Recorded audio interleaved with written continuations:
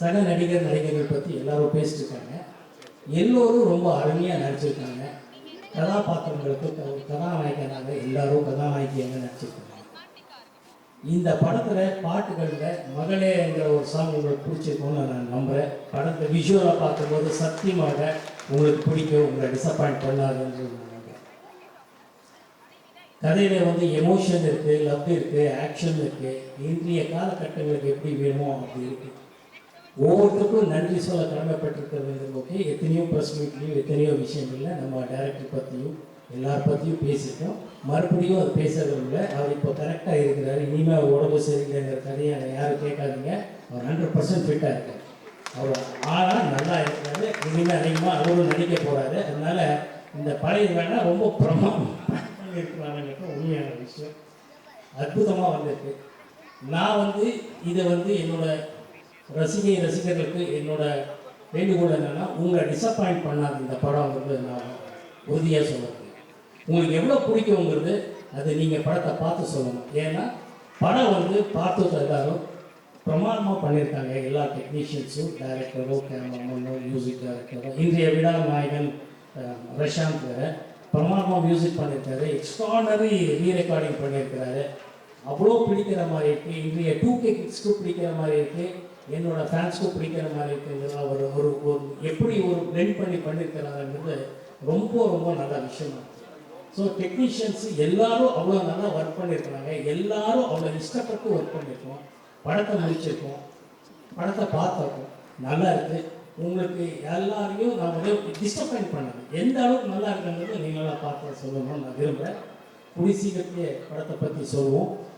இந்த சினிமா காலகட்டத்திலே மார்க்கெட் இருக்குது, மார்க்கெட் இல்லை, வியாபாரம் இல்லை, அது இதுன்னு சொல்கிறது எவ்வளோ உண்மையும், அதே நேரத்தில் நியாயமாக நேர்மையாக படத்தை பண்ணால் படத்துக்கு வெற்றி உண்டு, படத்துக்கு வியாபாரம் உண்டுங்கிறத இந்த ஹரா டீம் நிரூபிச்சிருக்கிறது தான் உங்களுக்கு இன்றைக்கி நான் சொல்ல கடமைப்பட்டிருக்கேன்.